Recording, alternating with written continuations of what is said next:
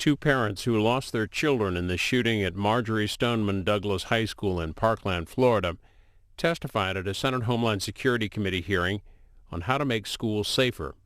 This is just under 2 hours.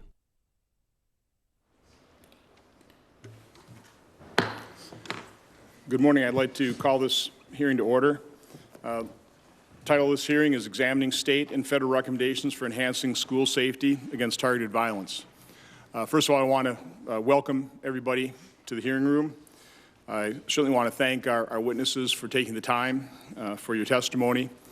And in particular, I want to shout out Max and Tom and your families and the other families of the tragedies for attending here and for just your unbelievable dedication, turning your tragedy into hopefully some positive action that can prevent tragedies for other families. It's just remarkable what so many of the families have done in reaction to so many of these tragedies, which really date back about 1998 is where we really had sort of the first directed attack.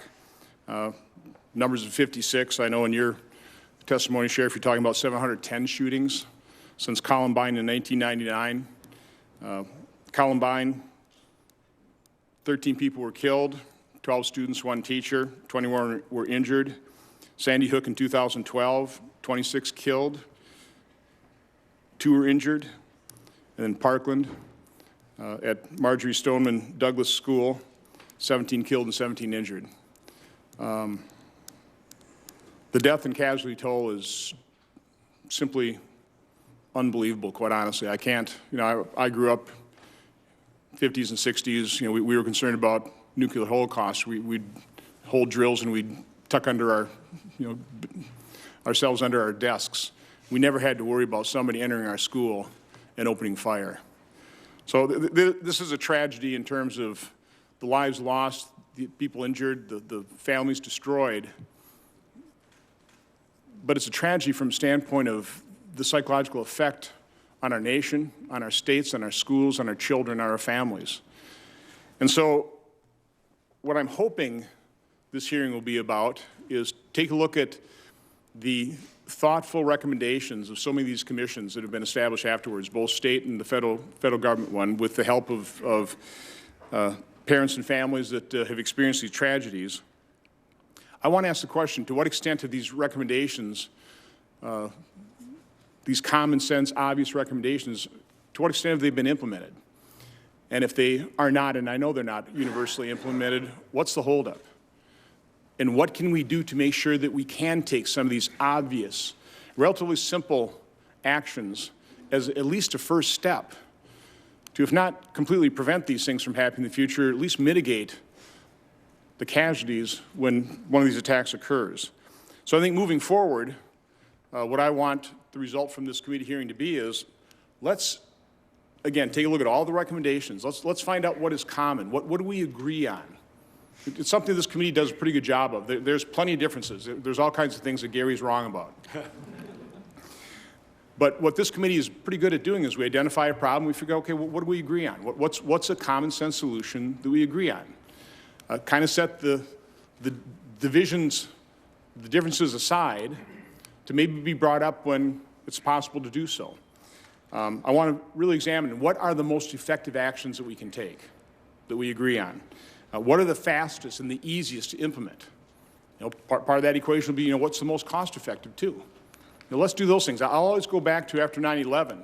I really think the most cost-effective and the most effective action taken after 9/11 was we just hardened the cockpit door. We have all this other security theater and TSA, and we spend billions, but the most effective thing is we just hardened the cockpit door. So let's make sure in schools we're at least doing that. And then I really do, because this committee doesn't have a whole lot of legislative jurisdiction, but in this space there may be some that we can consider. So we certainly want to do everything we can do as part of this committee, in addition to holding this hearing to highlight the issue and examine these recommendations. So with that, I'll turn it over to Senator Peters. Well, thank you, Mr. Chairman, for holding this hearing today. This is an extremely important and difficult conversation. There's no question that schools must be safe places for children to learn and to grow. And every single life lost in a school shooting is an unspeakable tragedy. As adults and as policymakers, our number one responsibility is to protect our children, and we're failing. I want to recognize the many survivors that we have with us today, especially Mr. Schechter and Mr. Hoyer, for joining us today as witnesses. And thank you for your courage and your action. I can't even begin to grasp the incomprehensible pain of losing a child to gun violence. But I know that I must and we must honor the memory of those who are no longer with us by taking action to stop these preventable tragedies. I'm grateful to you both and to Sheriff Gualtieri and to Dr. Timken for helping the committee better understand how we can protect children in our schools and work towards ensuring that no other families have to endure the loss of a loved one to senseless violence in schools. Strengthening safety in our schools is not a partisan issue, and I look forward to a productive discussion on the actions that we can take to make school campuses more secure, improve first responders' capabilities in an emergency, and most importantly, stop these shootings before they ever happen. Today's conversation will be about solutions, and we want to leave here with a clear roadmap for addressing this problem. But we can't forget exactly who we are doing this for. For Alex, for Luke, for the hundreds of children killed or injured in their schools, for the families, students, teachers, and staff whose worlds have been irrevocably changed by this violence, and for the millions of students who will be entering classrooms this fall. Thank you for being here. I look forward to your testimony and your discussion. And Mr. Chairman, my office has received over 32 letters of support for our discussion today on a wide variety of topics, and I would like to enter those letters into our official record. Without objection, I'll ask for my written opening statement be entered in the record. We have a letter from Senator Rubio that will be entered in the record as well. I do want to recognize Representative Congressman Ted Deutsch, who's the congressman in Parkland, Florida. We obviously offer all of you our condolences and recognize how completely inadequate that is. We have the unique situation here where your former governor, who established this commission and appointed and asked many of you to be involved, is here. And Senator Scott would like to say a few words, introduce some of the members of the audience. I've also asked him to read the list of those killed in the Parkland shooting, and then we'll have a moment of silence after he does that. So, Senator Scott. Sure. Sir, first I want to thank Senator Johnson, Senator Peters for doing this.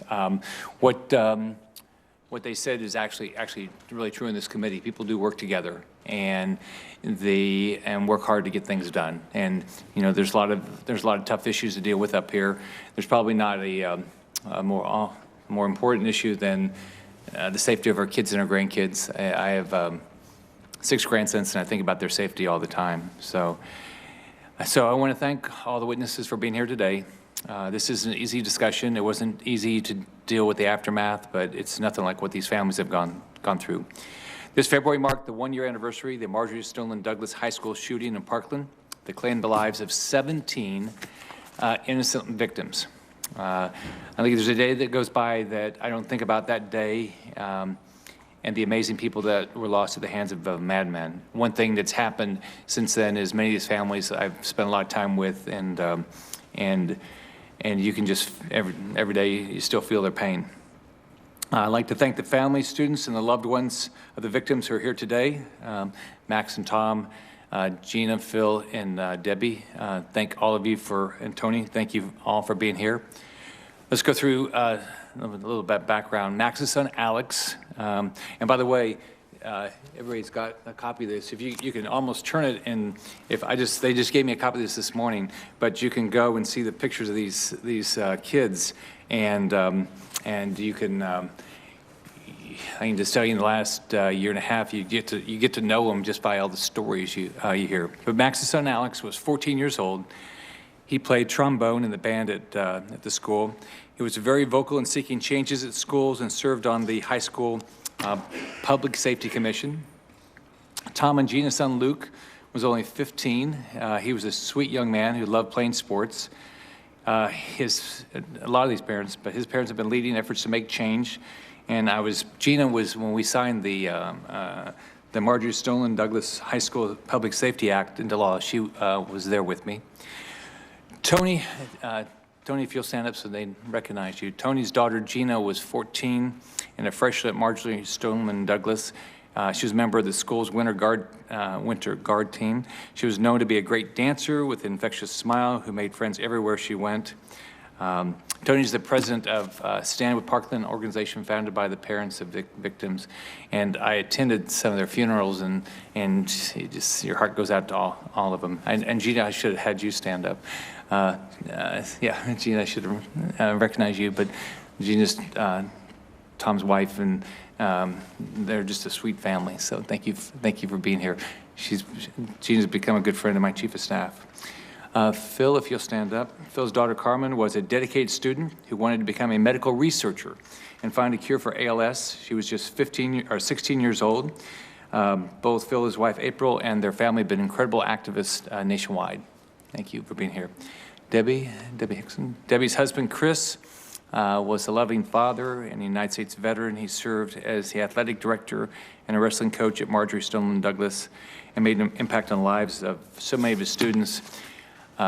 His legacy lives on with the Chris Hickson Athletic Scholarship, which helps further the education of student athletes. And you listen to the story about what Chris did to run it at danger, to try without any ability to do anything, no weapon or anything, to try to save these kids. It's remarkable. So thanks for being here.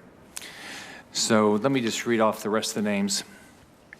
I've done this, it's always been hard.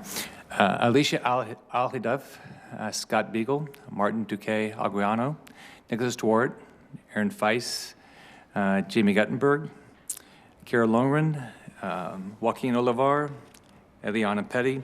I'll tell you a story about Eliana. I had actually met her family because after we had the Hurricane Irma, her brother, who was just up here the other day, Patrick, who's going on his 2-year mission, they're Mormons, and her dad were working out in Everglades City to do cleanup. And I remember meeting them before this ever happened. Meadow Pollock, Helena Ramsey, and Meadow's dad has been you've seen him a lot on television, and then Peter Wang. I mean, every one of these families, it's just a horrible story of just wonderful family members that these families' lives have been changed forever. And so there's no question we've got to figure out how to change this.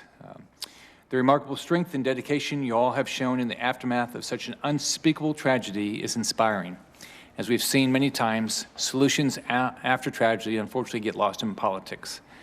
But there's a lot of reasons why this happened, I think, but we're able to cut through that in Florida, and hopeful that we can continue to work together to make our schools safer. Sheriff Gualtieri, we've got great law enforcement officers in our state, and Sheriff Gualtieri is somebody I met right after I got elected back in 2010. Sheriff is, he is very dedicated as a member of the Sheriff's, statewide Sheriff's Association, has been very dedicated in getting good legislation passed. But he is, what we did was we put together a group of, right after it happened on Wednesday. By Friday, we had put together a group of people to work together. One group was educators, one was mental health, one group was law enforcement. And by Tuesday night, we came up with what we thought we should do, and by Friday we made a proposal. And then fortunately we were in session, and so within 3 weeks we got not exactly what it all would have passed. We would have done some things a little bit differently, but we got some good legislation passed.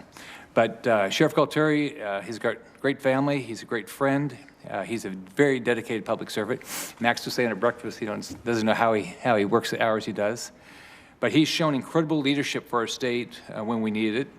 And it's because of people like Bob that we're at a 48-year low on our crime rate in our state. So I used to brag as governor. Of course, you were supposed to brag as a governor. It did that. We did 1.7 million jobs. We have #1 higher education, and we're at a 48-year low on our crime rate. But we all work together to pass the Marjory Stoneman Douglas High School Public Safety Act, and with the goal of preventing this tragedy again. The goal is that it never, ever happens again. We also established the commission to work to identify issues, and they did an incredible job.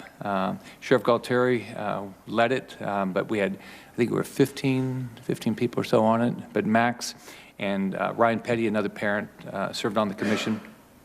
And this commission actually did a good job, and they put out good information, and they're still doing things that are going to have a positive impact. So this, I think what you're all going to hear today, you're going to hear about people that have really gone above and beyond to try to change things. Unfortunately, you can't bring back these lives, but I think every one of us, especially when we think about this, we think about our children and our grandchildren, and we don't want this to ever happen again in our country. And I think it's very important that all of us take responsibility to do everything we can to make sure this doesn't happen again.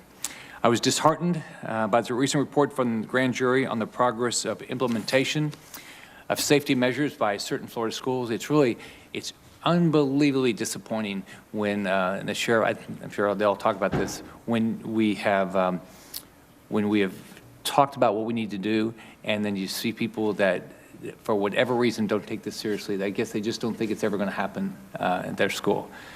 So today I'm sending a letter to school superintendents, board members, and administrators of those schools demanding action. I'm deeply disappointed in the response, but I'm confident that, and we talked about this a little bit at breakfast, we're not going to stop fighting, and I think the right thing is going to happen long term. Unfortunately, a lot of us have, all of us want to be here. You can't have more important than what you guys are going to talk about. A lot of us have to be at committees. After I finish, I'm going to have to go to Armed Services for a mandatory meeting. So thank you for being here, and thank you for your testimony. And I think every senator up here cares deeply that this doesn't ever happen again. Well, thank you, Senator Scott. I think it would be appropriate if we just have a moment of silence in memory of, out of respect for those who have lost their lives and for those whose lives have been forever altered by these tragedies.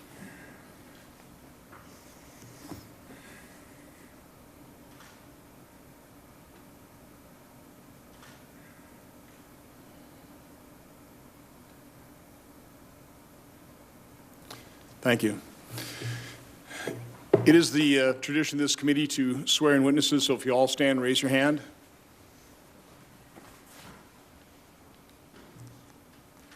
Do you swear that the testimony you will give before this committee will be the truth, the whole truth, and nothing but the truth, so help you God?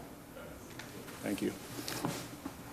As Senator Scott said, there are a lot of competing committee meetings. I know Senator Romney and others probably are going to have to go in and out. Don't take that as a sign of disrespect. It's just how this place doesn't work. But anyway, our first witness is Mr. Max Schachter. Max is the co-founder and CEO of Safe Schools for Alex. Max has advocated for improved school safety and security across the nation and at the highest levels of federal government ever since his son Alex was killed at Marjory Stoneman Douglas High School on February 14th, 2018. I was talking to Max before the hearing, and he's got I called it as a rap sheet, but I mean, if you see the list of his activities since he lost his son, it is just unbelievable how much time and energy he's devoted to this. So, Max, look forward to your testimony. Thank you, Senator. My name is Max Schachter. My son Alex was one of 17 people that were brutally murdered at Marjory Stoneman Douglas High School last year. After I buried my son, my next priority was to make sure my other 3 children were safe in their schools. I traveled the country and came to realize that in all of the 139,000 K-12 schools in this country, each principal has to now become an expert in door locks, access control, cameras, etc. It made no sense to me that each school had to go and reinvent the wheel.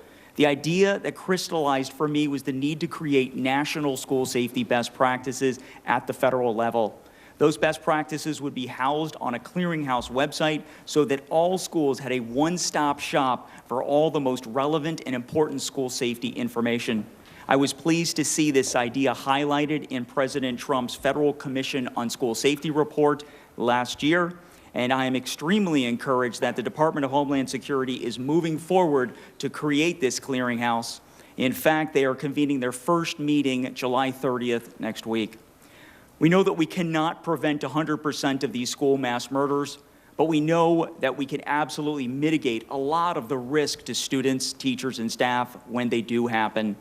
Every school can do things today that can improve school safety, and many of these things are basics that cost little or no money.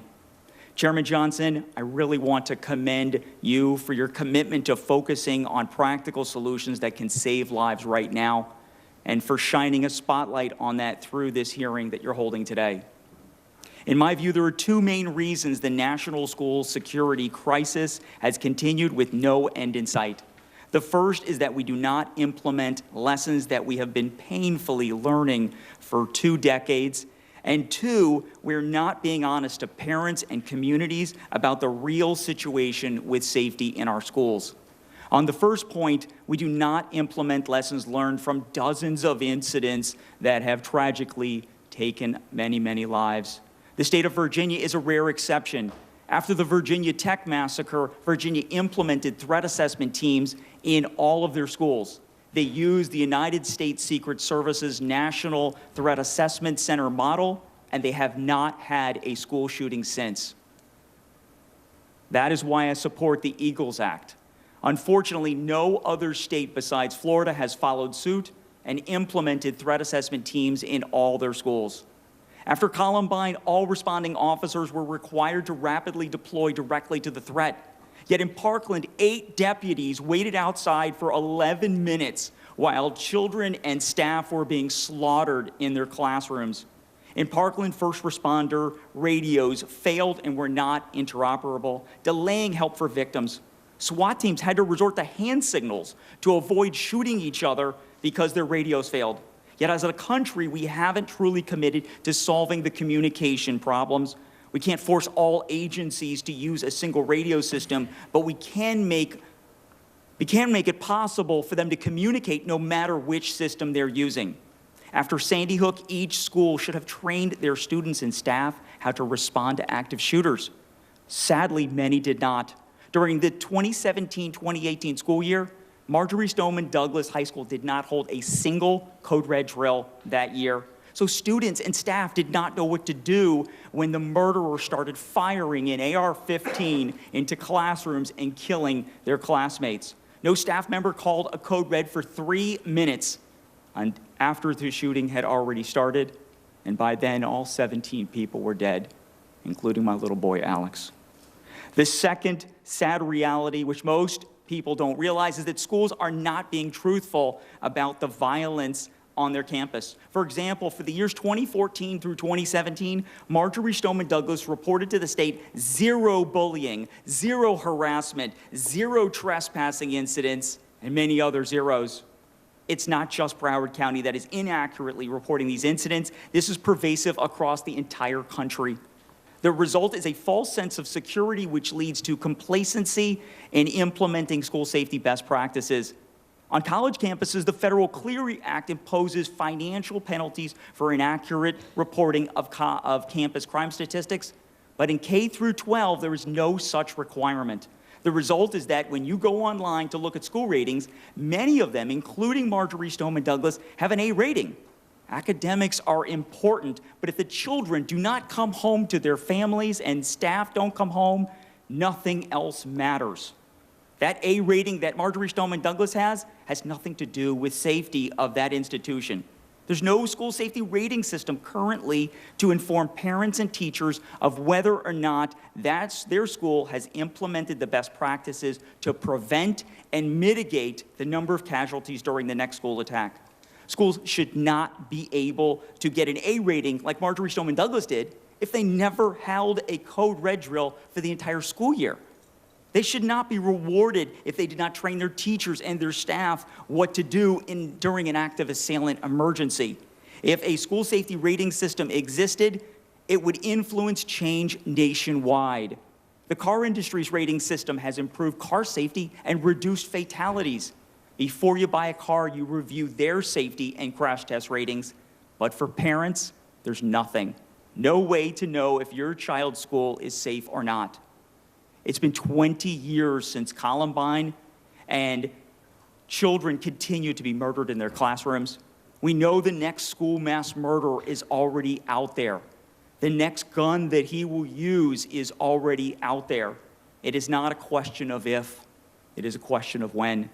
We know what can be done to prevent it, and we know what must be done to mitigate the risks of more lives being lost. I hope this committee will help us get us where we need to be. I thank you for your commitment, Mr. Chairman and Senator Peters, and I look forward to your questions. Thank you, Max. Our next witness is Mr. Tom Hoyer.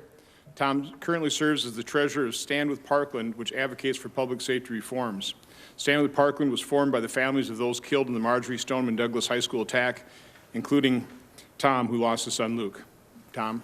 Good morning, Chairman Johnson, Ranking Member Peters, and members of the committee. Thank you for having me here today. My name is Tom Hoyer, and I am the treasurer of Stand with Parkland, the National Association of Families for Safe Schools. Stand with Parkland was founded by the families of the children and spouses murdered in the Parkland school massacre, and I'm here today on behalf of our organization.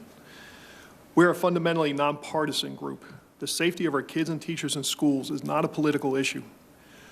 We're willing to work with anyone who shares our goal for safe schools, and we appreciate your decision to hold this hearing today. I'm here today because I lost my youngest son, Luke, on February 14, 2018. He was one of the 17 wonderful souls who was murdered at Marjory Stoneman Douglas High School in Parkland, Florida. My son was one of the first to die. The police tell me that he felt the impact of the bullets before he heard the shots. One moment he's standing outside a classroom, looking forward to the end of the school day, carefree, and the next moment, he's on the floor, unable to move, and dying. Many times I've wondered what his last thoughts were. I think about my wife, Gina, who gave birth to Luke 15 years earlier, and who had to watch the casket close on her youngest son. This is my story. There are 16 others just like it in Parkland. The murder of our beloved spouses and children while at school was devastating. Our families are forever changed. Our community is forever changed. The trauma of that day haunts all of the survivors, the students, the teachers, and the first responders. Our experience in Parkland has led us to conclude that there is no single solution that can effectively solve this complex problem. That's why Stand with Parkland advocates for 3 key goals: securing the school campus, improving mental health screening and support programs in the schools, and responsible firearms ownership. The first element of our platform is bringing people together around the idea of securing the school campus. Our schools need a clearinghouse of best practices that they can use as a tool, and our country needs federal minimum school safety standards, such as a single point of entry on a school campus. We also need to explore federal funding for school security enhancements through national infrastructure bills. The next element of our platform is improved mental health screening and support programs. We need funding to promote suicide intervention programs, because more than 2/3 of mass shooters are suicidal. We also need congressional action to relax regulations so that schools, law enforcement, and mental health professionals can share information. My son's killer was known to the school, he was known to the sheriff's office, a local mental health agency, and the FBI. He was known as an angry, violent, and potentially dangerous person. My son and 16 other innocent human beings are dead because these agencies never shared information. They never connected the dots. And in order to effectively address these potential risks, we have to fund research into threat assessment tools and practices. The EAGLES Act, which is bipartisan, does exactly that. We urge you to support and act on that legislation. The last component of our platform is responsible firearms ownership. We must find ways to keep firearms out of the hands of those who should not have them. This starts with enforcement of existing laws. Another important step is safe storage of firearms at home, where many school shooters obtain their weapon. An additional tool is extreme risk protection orders, or red flag laws, which empower family members or law enforcement to get a court order and temporarily remove firearms from a potentially dangerous situation. Finally, we need comprehensive background checks, including for sales that occur online. These 3 goals, securing the school campus, improving mental health screening and support programs, and responsible firearms ownership, can stem the tide on school shootings. Last year, we took important first steps on school safety with the bipartisan passage of the Stop School Violence Act and Fix NICS Act. Additionally, although we don't agree with all of its recommendations, the recently issued report of the Federal Commission on School Safety was one of our government's most comprehensive pieces on school safety ever. However, this is not an academic discussion. Kids and teachers have been dying. School starts in less than 2 months. Now is the time to build on the progress that we made last year. Please don't let another anniversary of my son's death and the death of 16 others pass without concrete steps towards making our kids and teachers safe in school. Again, thank you for the opportunity to appear today. We appreciate your decision to hold this hearing to advance the discussion on school safety. Thank you, Tom. Our next witness is Mr. Bob Gualtieri. Sheriff Gualtieri has served as the sheriff of Pinellas County, Florida since 2011. Sheriff Gualtieri also serves as vice president of the Florida Sheriff's Association and on the board of directors of the Major County Sheriffs of America. In 2018, then Governor Rick Scott appointed him to serve as the chair of the Marjory Stoneman Douglas High School Public Safety Commission. Sheriff. Good morning, Mr. Chairman, excuse me, Ranking Member Peters and members of the committee. Thank you for the opportunity to appear today and share some thoughts about school safety. For the last 16 months, I've chaired the Marjory Stoneman Douglas High School Public Safety Commission. We submitted a 500-page report to the Florida governor and the legislature regarding what happened at Stoneman Douglas on February 14, 2018, and made recommendations on how to improve school safety. It is debatable whether the incident at Stoneman Douglas was entirely avoidable, but what is not debatable, in my view, based on the evidence, is whether the harm could have been mitigated. Simply put, the shooting did not have to be as bad as it was. 34 people were shot and or killed in 3 minutes and 51 seconds in Building 12 of the Stoneman Douglas campus, with 24 of those shot and or killed in 1 minute and 44 seconds on the first floor alone. Missed intervention opportunities, ineffective safety on this part of the school, and an ineffective law enforcement response contributed to the magnitude of this tragedy. At the time of the shooting, the Broward County Public Schools did not have an active shooter response policy. There had been no active shooter drills on the Stoneman Douglas campus in the year before the shooting. There had been only one minimal 1 hour of training for school staff, and that occurred just a few weeks before the shooting. There had been no formal training for the students. Gates at the Stoneman Douglas campus were left open and unattended, building and classroom doors unlocked, and teachers and staff lacked adequate communication infrastructure. In fact, the shooter shot and or killed all but 2 of his victims before the first staff member on the Stoneman Douglas campus called a code red to alert others of the active shooting that was occurring that day. People simply did not know what to do or how to do it because there were no policies, no drills, and little to no training. Please keep in mind that this was the state of school security in Broward County, Florida, the second largest school district and the third largest state, 19 years after Columbine and 6 years after Sandy Hook. As to the law enforcement response, the school's SRO stood by outside, hiding in a place of personal safety while the shooter shot and or killed 10 people on the 3rd floor. The SRO never went in the building that day, and he hid for 48 minutes before leaving the area. Several other Broward County Sheriff's deputies stood by outside the school despite hearing gunshots, and they too did not enter the school in an effort to save lives. The SRO and several of the deputies have been fired, as they should have been, and the SRO has been criminally charged for his inaction. We've made improvements in school safety, but we have a ways to go. As much of the talk of the day is on prevention, which it should be the goal, the immediate emphasis and urgency must be on harm mitigation, and there is a difference between the two. The hard thing to say, but it's the reality, is that it will happen again, and the question is when and where. But the most pressing question, the big question, is what are we doing differently today to drive a different outcome than what happened at Marjory Stoneman Douglas High School on February 14th, 2018? Because we must have a different outcome. 34 people shot and or killed in 3 minutes and 51 seconds is unacceptable. Today, there is not full compliance with the laws in Florida and the best practices that make our schools safe. And I don't believe that this void is limited only to Florida schools. I believe the noncompliance is caused in part by complacency and an attitude that it can't happen here. Remember, we are 20 years post-Columbine. The Broward County School District, ground zero for this mass killing, just passed its first ever active shooter response policy in February of 2019. It took more than a year after the Stoneman Douglas shooting for the Broward County School District to enact that policy, and that is unacceptable. There has to be a sense of urgency and an immediate focus on the main tenets of harm mitigation, and those are identifying the threat, communicating the threat, and reacting to the threat. All schools must immediately have effective active shooter response policies. They must train their personnel to identify threats, empower all personnel to communicate a threat, have adequate communication infrastructure so that all students and staff can receive messages of a threat, and there must be regularly conducted drills so that students and staff know how best to react to a threat. We cannot be here 20 years from now, like we are today, 20 years post-Columbine, talking about the voids in the most basic concepts of school safety that should have been implemented years ago. Most, if not all, of these basic school strategies cost little to nothing to implement. They only require the will of a decision maker to ensure it happens, and unfortunately, that has not occurred across the board. There has to be accountability for those not immediately implementing the basic school safety necessities. I encourage you to use your power and require any school district receiving federal funding demonstrate compliance with certain basic and core safety components is a requirement to receiving federal money.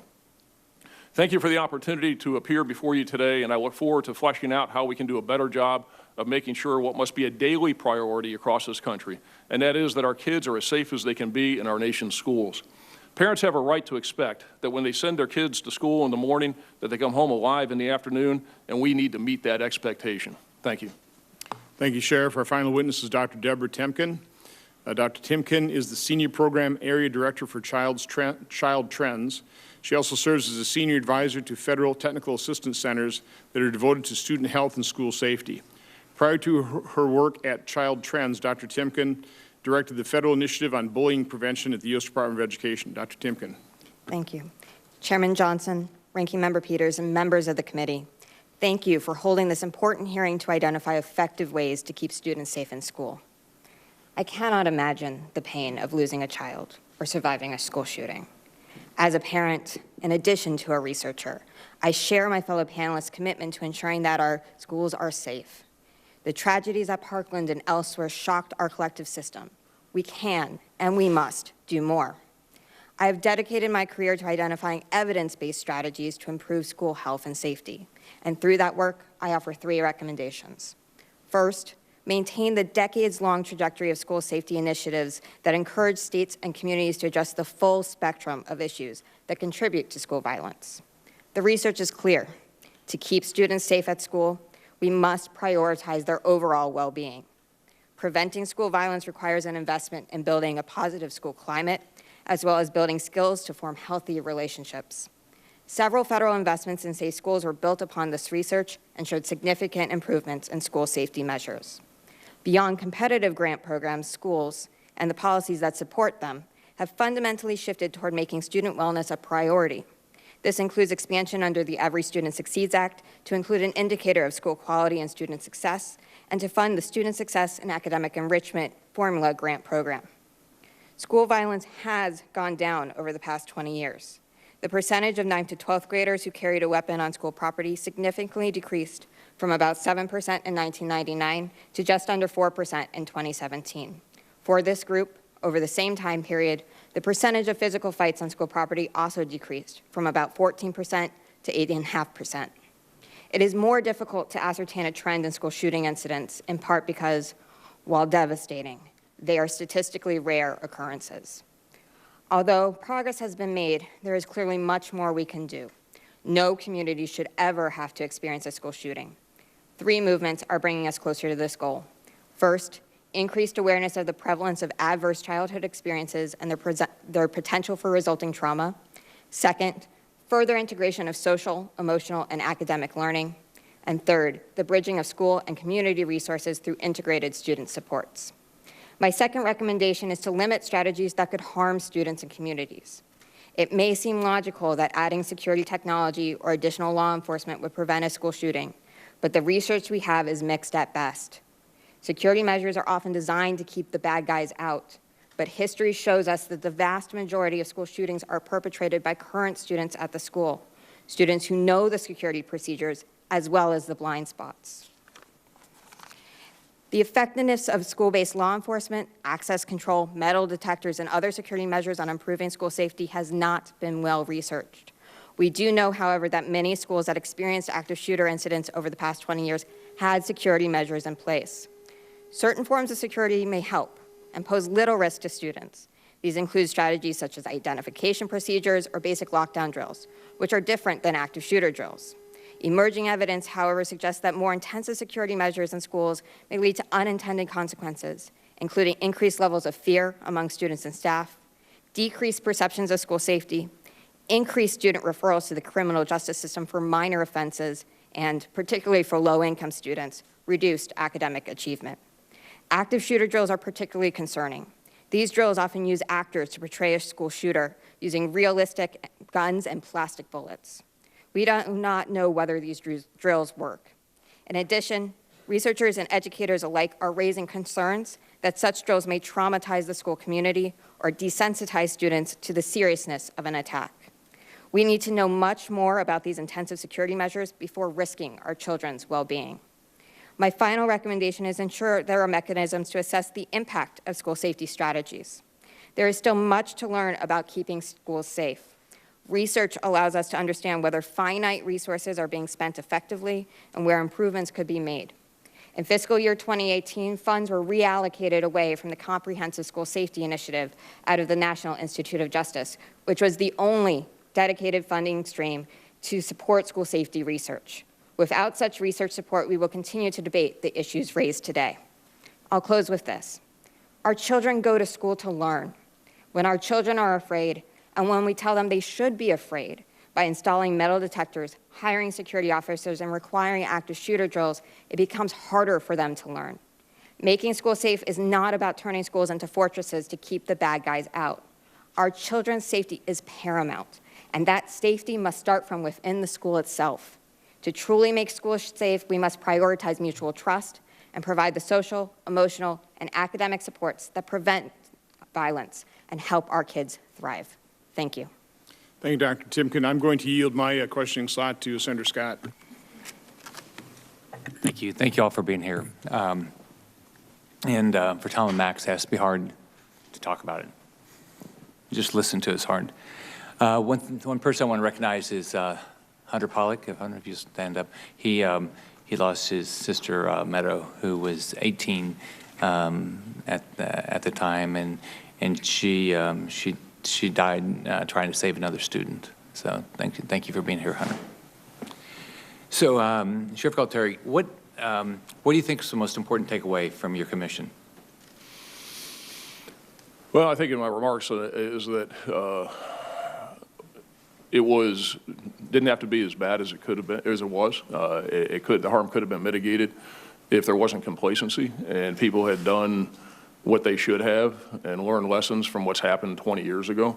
The law enforcement response was ineffective. When you have a district that at a particular school had done no drills, had done one minimal training, people didn't know what to do or how to do it, was, I think, shocking to us as we uncovered and looked at the facts and the evidence, and that there's still too much complacency and not enough being done. And they say they take it seriously, but as I say, the proof's in the pudding, and the proof's in the actions, not what you say.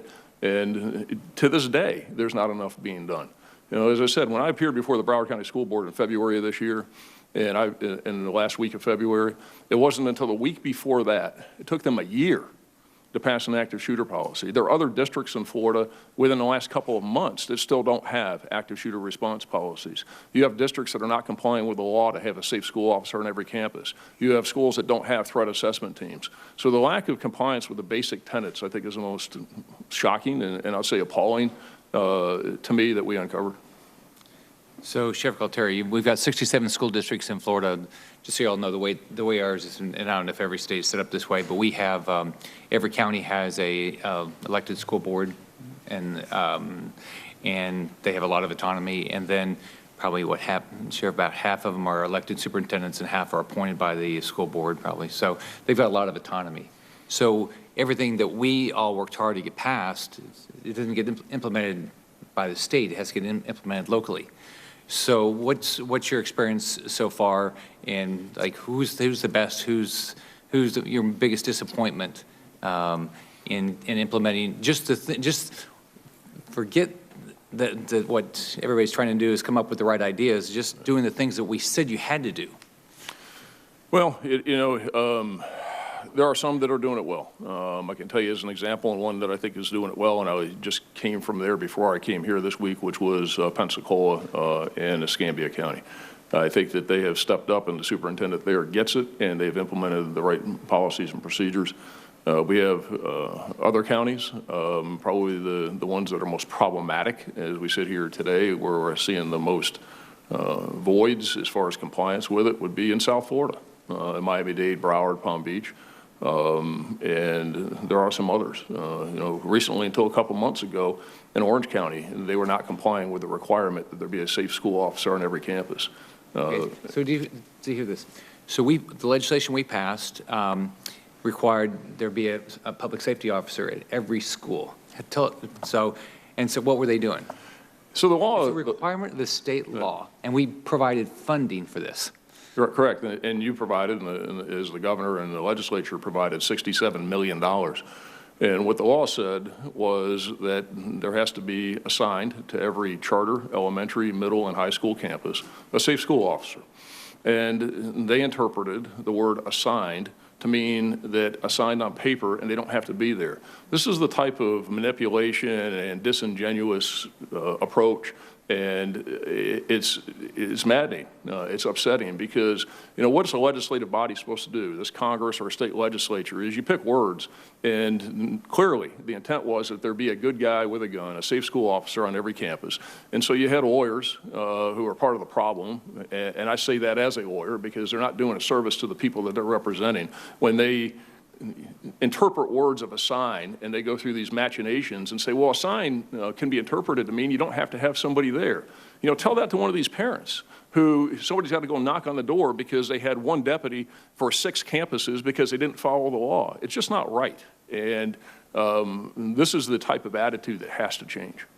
So Sheriff, talk about the fact if they had done, if they had done an active shooter drill at Marjory Stoneman Douglas, where would the students have gone when they know there was a shooter in the room? And where did the students go? So, unfortunately. So simple. Right. So they had not identified any of the safe spaces or what some people call hard corners in classrooms. And simply the teachers and the staff didn't know what to do or how to do it. And for those that did try and get the kids into those safe spaces or the hard corners in the classrooms, is they were full of stuff, meaning bookshelves and desks and immovable objects. And it's a hard thing to say. In fact, it's a very hard thing to say. But kids died on the line because they couldn't get into the hard corners because they were being pushed out by others because they were so full. There were 2 kids who were unable to get into one of those safe areas, and they were hiding behind a TV set and a filing cabinet at the other end of the classroom. TV sets and filing cabinets don't stop AR-15 rounds. Both of those kids are deceased. If they had been able to get in those safe areas or hard corners, this harm would have been mitigated, and it wouldn't have been as bad because the shooter that day never went into any one classroom. He only shot people that he could see, line of sight. Only shot people in hallways. So when he looked through the doors and the windows and the doors and he saw people, he shot them. If they were in the hard corners, because it worked on the 2nd floor, the shooter was on the 2nd floor for 41 seconds. He fired rounds. He didn't shoot or kill anybody on the 2nd floor because they had an opportunity to respond appropriately. So what we teach works. The 1st floor, 24 people shot and or killed. 3rd floor, 10 people shot or killed. 2nd floor, nobody. So where it's implemented, it works. But just, Sheriff, go through it. So by the 3rd floor, did they know that there was a shooter and know what was going on? And how long he had been there? So the 3rd floor initially treated it as a fire drill. And when I met with some of your staff, Chairman Johnson, I showed them some of the photos. And if anybody sees the photos of the 3rd floor, it was wall-to-wall, shoulder-to-shoulder kids because nobody communicated anything to them other than it was a fire drill because the fire suppression system was activated, and nobody communicated. So the 1st floor, they got caught off guard. 2nd floor, they heard the gunshots. 3rd floor, if the shooter arrived on the 3rd floor at the time he arrived on the 2nd floor, he had over 200 AR-15 rounds left, and it was wall-to-wall, shoulder-to-shoulder, thick kids. Is that we'd be having a much different discussion, and it would be worse than Vegas. So it's because of the lack of communication, because of the lack of training, because of the lack of policies, because of the lack of so much, is that it was as bad as it is, and it could have been worse. So I know my time's up, but what's frustrating is that there's a lot of, whether the FBI, I don't know if you want to talk about, the FBI had 2 instances before this happened. So I was governor for 8 years, had 5 mass shootings, and I think in every case the FBI had prior warning. Who's been, as far as you know, who's been held accountable at the FBI for not about 30 days ahead of time, not passing on the tip to the FBI, to their hotline, and not passing on to the I guess it would have been the Miami office. Have you heard of anybody been held accountable? No. Nobody. All they had to do was pass it on, make one phone call, send an email, nothing happened, is my understanding, and nobody's been held accountable. This is it's disgusting. And so, and how do we know if anything's changed? So, well, so thanks for being here. Thank you. Senator Peters. Thank you for all of your testimony. Powerful, powerful testimony. Dr. Temkin, in your testimony, you stated that school shootings are the extreme end of the continuum of violence. And so I want to talk a little bit about some of the evidence behind that statement as we try to drill down on evidence-based solutions here. What does the data tell us about who the perpetrators of school shootings are likely to be? So unfortunately, there is no one profile of a school shooter. And this is actually coming directly from the FBI, having examined several of the previous school shooting incidents. Previous school shooters have been popular. They've also been loners. School shooters have been both female and male. We can't necessarily say that there is any one particular profile that's going to lead to someone becoming a school shooter, but there are certainly warning signs and risks. And those include both the intra-individual as well as the contextual risks towards school violence. We know that when communities have increased levels of trust, students are not likely to bring weapons to school, and they are much more likely to report to school officials when they suspect that there's a threat from one of their peers. This is why it's so important for us to actually focus in on building a positive school climate as a way for prevention. Let me be clear, I am not saying we should not invest in school security measures, but I think that's only one part of a much broader effort to actually create safe schools. And we need to make sure that as we're implementing safe school measures, that they're not going to cause harm to our children. So are these perpetrators of school shootings, are they outsiders or are they folks from within the school? The vast majority of school shooters have come from within the school, either current students or, as in the case of Parkland, a former student. These are students who would very likely know exactly what the school is doing for school security measures, and if they are determined to do something at that school, probably would find a way around that. I think that's why it's so important for us to focus both on prevention as well as securing our schools. Well, if they're from the school and they may know safety measures or they may know drills, I think is what you're saying, then how do we design systems given that? What's your recommendation?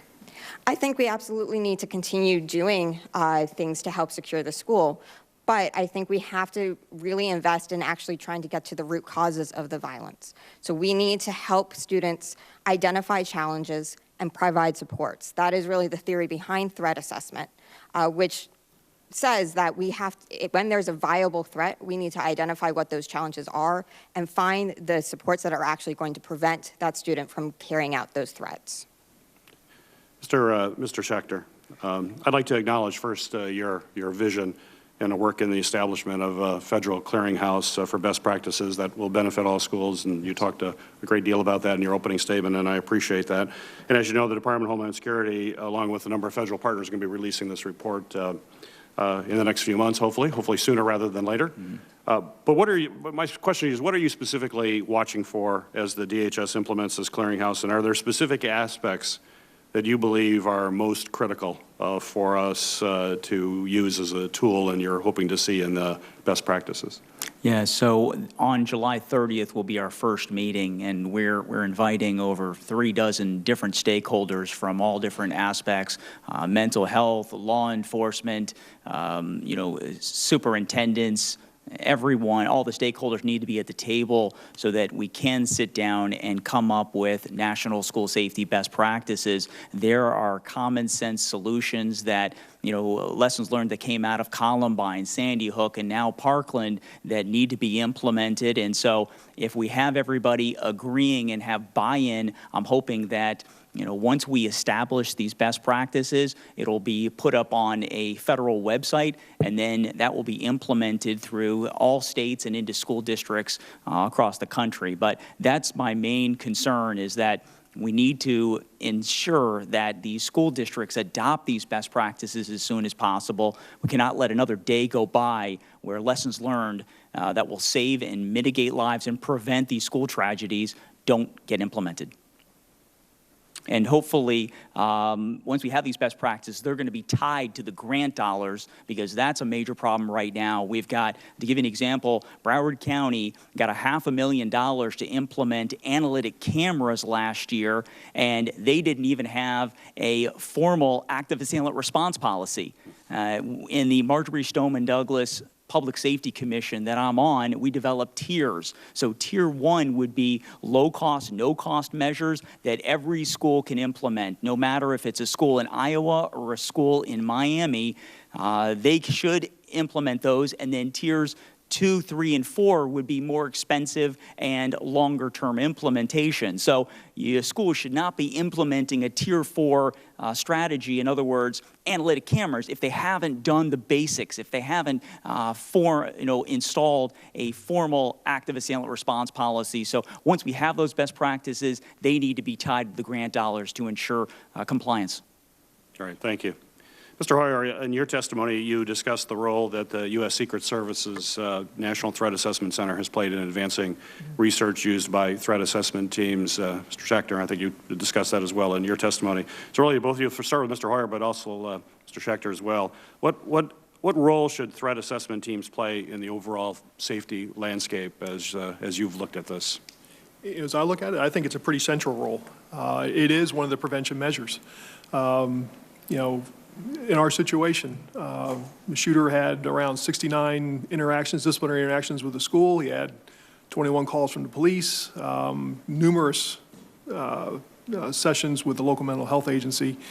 I can't help but think if months or years before, if somebody had done a threat assessment on this shooter, that my son would still be here. I think it's critically important to step in and try to help those individuals, but also, if you can't, know who they are and, deal with them appropriately. All right. Thank you, Mr. Director. I know you mentioned as well. Would you like to add anything to the threat assessment team? Yeah, absolutely. It's critical. We have identified a major gap was that these information silos, you had this violent individual from age 3 that had a tremendous amount of disciplinary actions inside the school, and then you had all these law enforcement interactions. Well, these were two silos that were never connected. And so these threat assessment teams that were instituted after Virginia Tech and now after Florida are to be to sit down and be proactive, not reactive. And I would recommend threat assessment teams in every state, in every school. They will save lives. And so that's why I support both the Eagles Act, which will reauthorize the National Threat Assessment Center inside Secret Service, and also the TAPS Act as well. Great. Thank you. Senator Hassan. Thank you, Mr. Chair and Ranking Member Peters, for your continued attention to the issue of school safety. And first, I just want to thank all of today's witnesses for taking the time to speak with us and to help ensure that our children are protected as we make our schools safer. A special thank you to Mr. Schachter and Mr. Hoyer for your tireless efforts to honor your children and to protect and support all of our children. And to all of the other family members who are here today who have lost their loved ones, I thank you as well for being here and for adding your voices and your presence and your witness to this issue. Mr. Schachter, I'd like to start with a question for you. I share your view that we need to acknowledge that school shootings pose a very real threat that impacts communities nationwide, and that we need to focus on what we can do to protect students and prepare them for the unimaginable. I became governor of New Hampshire shortly after the horror of the Sandy Hook shooting. And in New Hampshire, we took action. The State Department of Safety worked to expand a number of school safety initiatives, including a statewide initiative to improve school emergency notification systems, to improve security assessments for schools, and to improve information sharing between schools and first responders. The notification system reduced law enforcement response times by allowing school computers to connect directly with dispatch and notify law enforcement officers closest to the school during an emergency. The state also worked with schools to conduct security assessments to identify gaps in safety that could be addressed. Mr. Schachter, I know you've talked about some of this today, but in your work through Safe Schools for Alex, have you found that these kinds of measures are important in ensuring that schools and local law enforcement are more prepared in case of an emergency? Senator, you're 100% correct.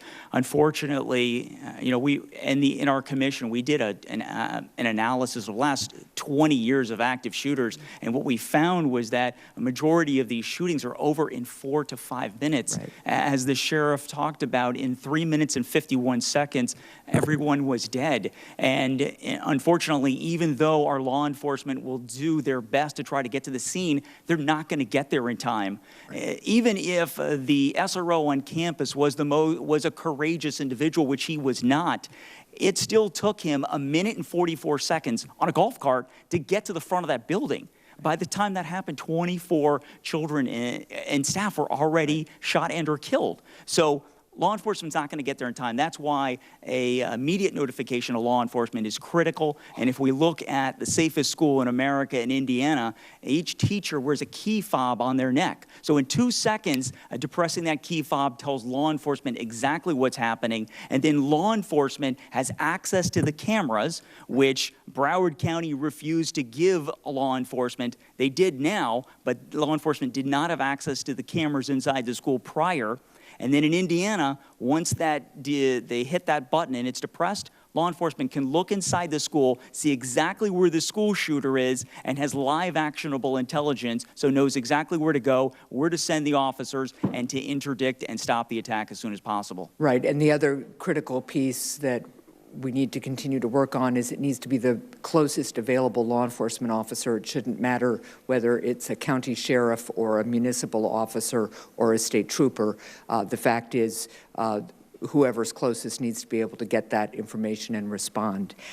Thank you again for your work, and I look forward to continuing to work with you and all of the witnesses. Mr. Hoyer, as you have discussed, we need to focus as well on prevention efforts. Prevention includes increasing school safety, but also recognizing the role of mental health and making sure that individuals who exhibit behaviors that are a threat to themselves or others do not have access to firearms and other deadly weapons. This is one of the reasons that I've been a strong proponent of expanding the extreme risk protection orders, also called red flag laws, which allow courts to issue time-limited restraining orders to restrict access to firearms when there is evidence that individuals are planning to harm themselves or others. To do this effectively, we also need to make sure that students know where to report suspicious activity and how to seek help. Mr. Hoyer, in your experience with the National Association of Families for Safe Schools, what have you found to be best practices for building a comprehensive prevention approach that ensures that students experiencing a mental health crisis receive the help that they need and are kept as safe as possible? You know, it starts with something pretty simple. One of the things we're advocating for is suicide prevention or intervention. Yeah. Right? So there are proven off-the-shelf programs out there. Columbia Protocol is one. It used to be called the Lighthouse Project. Columbia Protocol is a fairly simple 1 card, 6 questions, tells you the question, tells you how to respond to the answer, and it could be anything from I'll sit here with you, for a little while and pat you on the back to I'm going to stay here with you until somebody comes to help.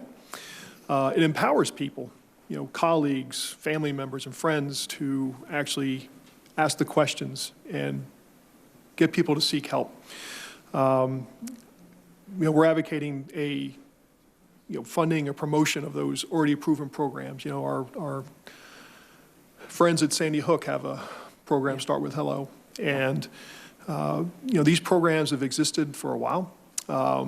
The one at Columbia protocol was implemented in the Marines. They saw a 22% reduction in suicide. Yeah.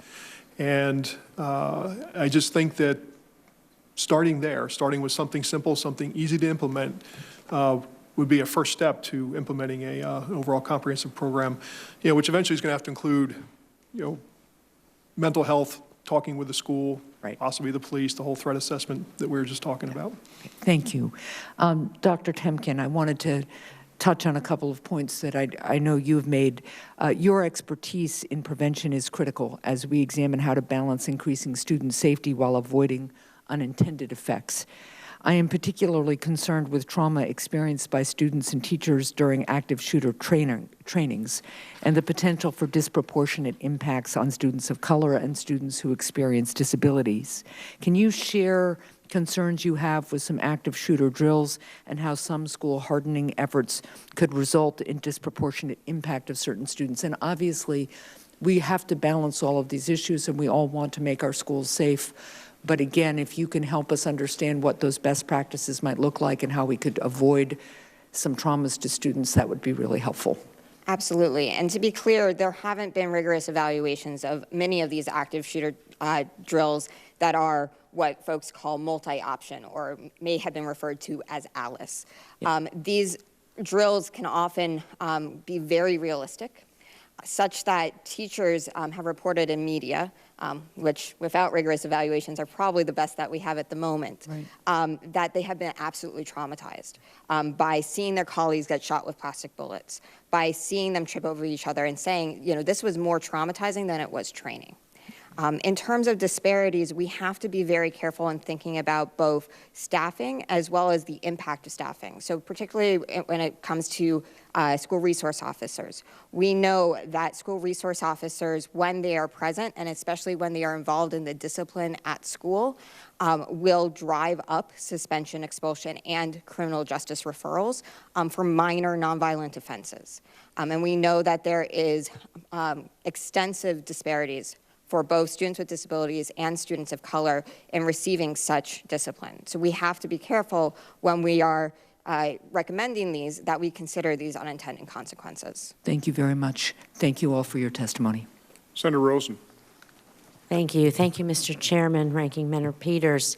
I want to thank Senator Scott for his work in bringing you here today.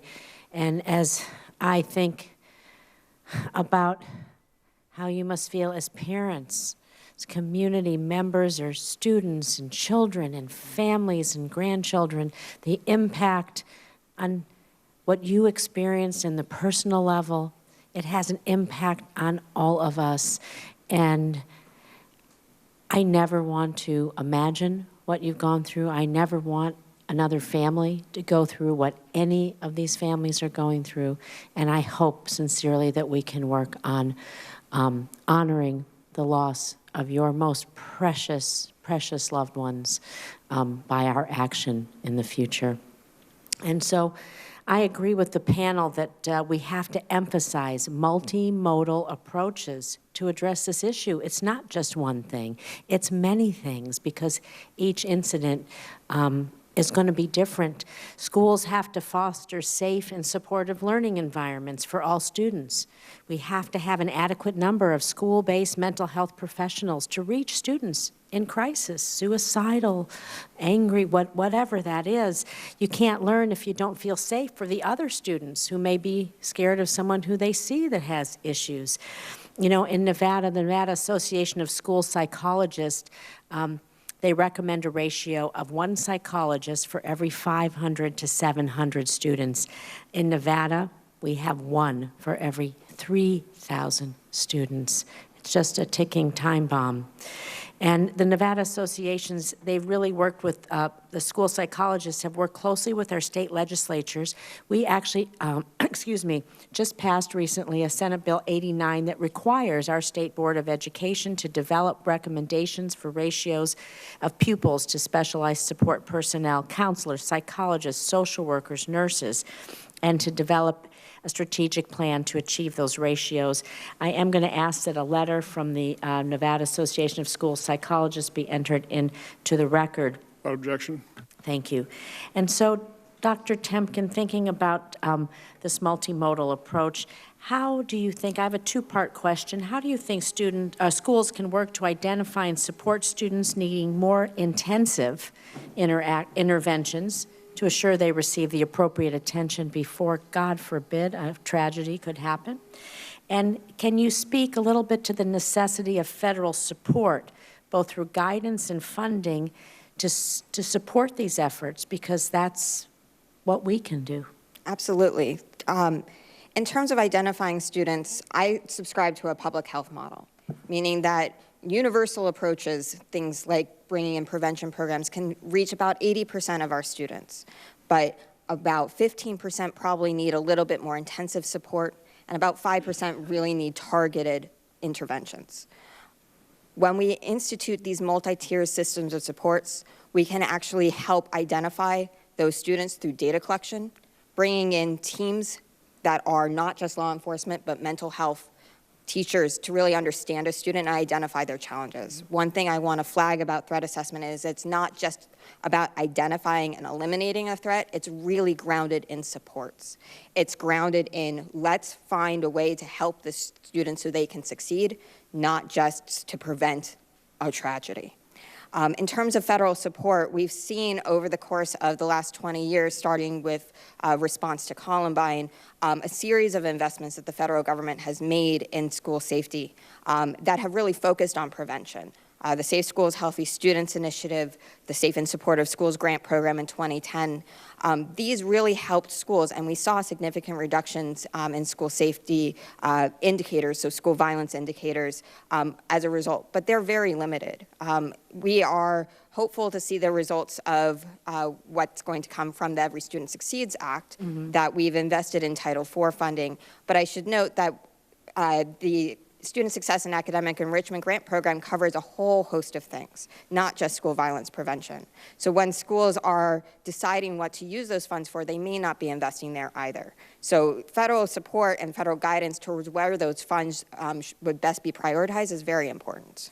And can you speak a little bit more about national guidelines and standards for school staffing and the evidence behind needing these specialized staff?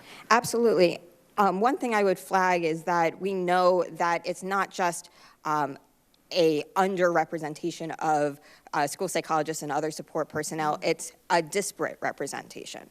So we know that majority black schools are much more likely to have a school resource officer than they are to have a mental health professional compared to majority white schools. Now this is problematic, again, as I mentioned, school resource officers can perpetuate disparities in school discipline. So when your only resource is a school resource officer and not a mental health professional, that is going to be where your default lies. So we have to balance our investments in school resource officers with school mental health professionals. Oh, we need to increase our number of mental health professionals across the board, I suppose. I want to talk about what Senator Hassan talked about, the impact. She talked about the trauma on students just going through these drills, because it is frightening to come home, especially if you have an elementary school. Preschoolers are having drills. I mean, and so the impact of that is great, but God forbid there's a tragedy. What's the impact of this trauma going forward on the students, the teachers, people who remain, who have to continue to maybe not go back to that school, but have to go back to some school, go back to their profession? How do we support people who have been through a horrific event like this? We need to invest in trauma-informed approaches. And that means really acknowledging trauma and finding individualized ways to actually help support that person to feel comfortable in their environment. Now, I'll stress there's no one-size-fits-all model for any of this. Right. It's going to depend on the particular community as well as the particular individual. I should say that not everyone responds to traumatic events the same way. We talk a lot about adverse childhood experiences, for instance, as a driver of trauma, but not every child who experiences an adverse childhood experience is actually going to experience trauma. And we have to be careful, for instance, when we're doing screenings, that we're not just labeling a child who has experienced something hard in their life as someone who is damaged. We have to really tailor this to each individual situation. Thank you. I appreciate your testimony, and I think an approach with mental health and school safety in hard and soft ways is the way we move forward. My time's up. Thank you.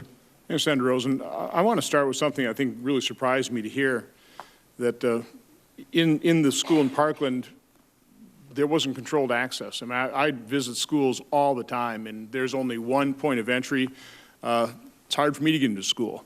It's also true of most businesses. So is that pretty common in Florida? Was that not implemented? I'd kind of ask my colleagues, I mean, do you find the same thing? Do you have pretty much one point of entry in your schools?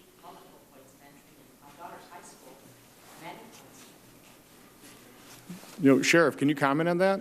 Yeah, it's very inconsistent. And single points of entry fence campuses are not across the board.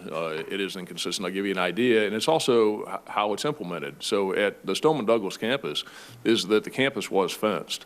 But here's the practice, is that they open the gates for arrival time at 5:30 in the morning for a 7:40 school start time. They opened the gates in the afternoon at 2:15 for a 2:40 dismissal, and when the gates were open, they were unstaffed. And we asked the question during the investigation, why? It's just the way we've always done it. So why even bother having closed and locked gates? Because as Dr. Right is that the majority of these, in fact, in the last 20 years have been 46 targeted attacks on K through 12 schools. 43 of them were done by insiders. So 94%. In the case of this situation, the shooter exploited it. He knew that gate was going to be open. He arrived at 2:19 p.m. The gate was opened at 2:15. So it's inconsistent, and when there are gates, if they're not staffed and you don't have somebody standing there that has the adequate communication device to alert others, it's all useless. So I'd say it's very inconsistent. We're making progress. It's getting better in some places, but there's still a lot of voids. So controlled entry would be a Tier 1 action, correct? It depends. In Florida, Marjory Stoneman Douglas is a very, very large campus. There's 13 buildings. In a lot of the, schools around the country, in one building, it's much easier to have a single point of entry, to have a visitor vestibule or a man trap. And so it's easier that way. Well, you brought up a point. I was going to bring this up, Dr. Timken. Just basic school size. We have these massive schools nowadays versus go back 100 years, single room. I'm not suggesting we're going to go back to single room schoolhouses, although, things like acting academies, I mean, there is somewhat of a movement toward that way. I think these massive schools are dehumanizing in many respects.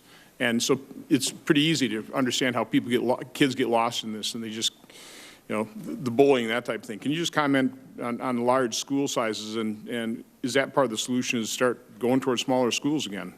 It certainly could be. I think we should definitely do more research into that. The data that I've seen is that there's not necessarily a significant difference in the rates of violence, I think in part because it depends on the investments each particular school is making into both school safety and school climate. At least when it comes to bullying, as you mentioned, we know that there's really not a correlation between school size and rates of bullying. I want to kind of go back to Parkland. What's notable about that perpetrator is how well known his problems were, and it just wasn't communicated. I know, Tom, in your testimony, you talked about modifications to relaxation clarification for FERPA and HIPAA, the Federal Family Education Rights and Privacy Act, Health Insurance Portability and Accountability Act. Sheriff, was that part of the problem here? Did those federal laws prevent that sharing of information? Was it also just negligence, or to what extent was it both? All of the above, combination. FERPA has been around for 40 years. It hasn't been updated. I think there's a lot of room and a lot of opportunity to update some of that so there can be better information sharing. HIPAA is, of course, more recently enacted, but I'll say this, as far as both of those laws are concerned, they are overly applied by the people who are charged with interpreting them and applying them, and the exceptions are not as understood as they need to be. So there's a lot of room to do more training, to have more effective communication so that those dots can be connected. there's some questions and discussion about behavioral threat assessment teams. Behavioral threat assessment teams are only as good as the information they receive. If they're not receiving comprehensive information that is going to tell the whole story, then they're not going to make a good decision. So that information sharing and having the laws that allow that are vitally important. In our system of justice, innocent until proven guilty is bedrock principle. So it is an issue. Just what do you do if they're not guilty yet?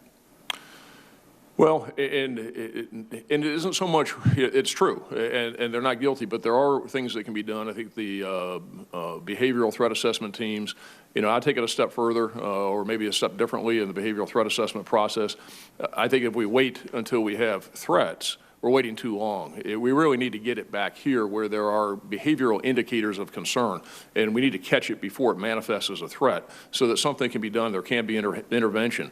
One of the places that is really lacking is in care coordination. You have community-based mental health providers, you have school-based providers, you have private providers. And many of these kids that we see that they're under multiple treatment plans. There needs to be more case management, more coordinated care, and catch it earlier. And also, again, it comes back to is identifying the threat and doing something about it. There was a campus monitor that saw the shooter, and a campus monitor is a security person at the school, is that he saw the shooter walk through that gate unfettered. And it took the shooter 1 minute and 30 seconds to walk through the gate to the east door of the building where he walked in because it's unlocked. He identified him, eyes to the shooter, and said to himself, that's crazy boy, and he's carrying a rifle bag. He did nothing about it. He did nothing about it. So this is where the importance of harm mitigation is, and being able to identify a threat, communicate the threat so others can react to it. If they don't know how to identify it, then there's nothing to communicate. In this case, it was identified. He saw, and we have him on tape saying that he saw a crazy boy carrying a rifle bag. He knew it was a rifle bag. He did nothing about it. So it wasn't communicated and people couldn't react to it. So it really is a combination of things that have to be done. I want to follow up on what Senator Scott was talking about in terms of the school safety officers. Yes. I want to know a little bit more about that. So first of all, what is the profile of a school safety officer? Are they supposed to be armed? Is it supposed to be former law enforcement, former military? So the requirement in Florida is that on every charter elementary, middle, and high school campus, there be what is called a safe school officer. A safe school officer can be a police officer, a deputy sheriff, or a guardian. A guardian is not a law enforcement officer, but it is somebody that goes through a rigorous background and screening process and rigorous training, and is that person on campus who is authorized under law to thwart that active assailant event. The guardians could be school employees who perform it as a collateral responsibility. So they could be the athletic director, they could be the counselor, they could be the principal, or they could be somebody that's hired, is dedicated just for that role. Okay, so the state actually allocated money. What happened to the money? What was it used for if it wasn't used for a safe school officer? It's still sitting there because it was in last year's budget, the state allocated $67 million in non-recurring funds, and this year the legislature rolled it over again. So of the $67 million that was allocated originally, there's probably at least $50 million of it, probably more, still sitting there that's available to implement the Guardian program. And so schools didn't take the money and reallocate to something else? No. They just didn't take the money. Was there resistance to having an armed individual was there that political argument there? Yes, and the resistance was to the guardians. And what too many of the school boards and the school superintendents in the district wanted is what they can't have, is that they wanted only cops. And the reality of it is that can't happen. And first and foremost, in law enforcement today, probably one of the most pressing challenges we have is recruitment and retention. In the state of Florida alone today, there are 1,500 openings for police officers. There's 4,000 schools in the state of Florida, and only about half of them have cops. So where are we going to get 3,500 cops? So it doesn't work. So you have to use alternatives, and it comes down to what can you live with. And the guardians provide a good alternative. The problem was they didn't like it. And so they didn't like it, they didn't want it. So they threw this is an unfunded mandate flag, which it wasn't, and said we're just not going to do it. And so that's resulted in where we are. By the way, I think we have a real shortage of mental health professionals as well. Senator Peters, I have a ton more questions, but I'll turn it over to you if you have some. I have a couple, and then we'll get back. Sheriff Gualtieri, the other thing that's been highlighted in the after-action report was the problems with the communications systems and the interoperability of them. Now, these are not new. We hear about that across all sorts of law enforcement agencies now, but obviously this is absolutely critical because speed is matter of life and death. The quicker you get folks and you can communicate and be able to find out where that shooter is and coordinate your activities. So my question to you is, what is your recommendation? What can we be doing today to help the communication systems or invest in communication systems and coordinate it? What sort of action should we be thinking about doing in this committee to deal with that problem across agencies across the country? So two issues. One would be ensuring that there's radio interoperability, which means that all police officers and deputy sheriffs and all law enforcement entities can speak to each other. That was not the case in Parkland. The Coral Springs police officers, Coral Springs and Parkland abut. And the south end of the Stoneman Douglas campus is the city line between Parkland and Coral Springs. The Coral Springs police officers and the Broward County Sheriff's deputies who provide police services in Parkland could not communicate because they didn't have radio interoperability. They didn't have each other's radio channels installed in their radios, and they were relying on a system of patching the two channels, but you can't patch that which you don't have. Nobody installed the Coral Springs channels in the Broward County Council, so they couldn't patch it. So you had two totally separate operations. That's unacceptable, obviously, and those types of things can be fixed and they need to be fixed, but there needs to be complete interoperability. Second is that in the 911 centers, is that way too many counties in Florida and across the country have multiple 911 centers in their counties. Most people think, and they're wrong, that when you pick up the phone and you call 911, that the person who's answering your call is going to be able to dispatch help for you. That's not true. That was not the case in this situation. The first girl who called 911 from the first floor at Building 12, her 911 call was answered by the Coral Springs Police Department because they set it up that 911 calls in Parkland went to the Coral Springs 911 Center, not the Broward Sheriff's Office 911 Center. So that first call that came in was answered in Coral Springs. That call taker waited 28 seconds before he then transferred it over to the Broward County Sheriff's Office. It took 57 seconds to process the call at the Broward County Sheriff's Office where the story had to be told again. And then it was 1 minute and 24 seconds before the first dispatcher put voice to radio to dispatch the first law enforcement officer. 1 minute and 24 seconds. On the first floor, 24 people were shot or killed in 1 minute 44. Those are the things that need to change. And as soon as somebody calls 911, that call needs to go out immediately. Seconds matter. And an irony here, is that when finally they did dispatch a Coral Springs police officer, the first officer, he arrived in 19 seconds. So if it had been done properly and the workflow had been set up differently, maybe somebody would have got there a little earlier that could have helped. Yeah, yeah. Dr. Timken, my state of Michigan is a state rich in diversity.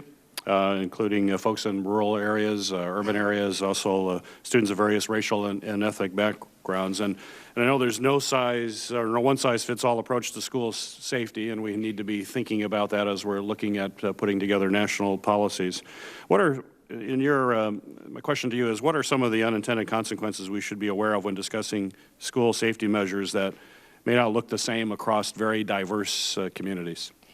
Well, I think it's important that we recognize that it can't be a one-size-fits-all solution. I can say that the high school that I attended in Arizona wasn't laid out as a traditional high school. We had multiple buildings, something similar to Marjory Stoneman. The security measures that it would take to secure that school would have been very different than the schools here in D.C., which are largely held in a single building. We have to not restrict the solutions that we can give schools. And we also need to recognize that every context is going to be different. In our rural area, it may take even longer than the sheriff has mentioned for a police officer to reach a campus. And we have to recognize that in developing whatever recommendations we give to schools. Thank you.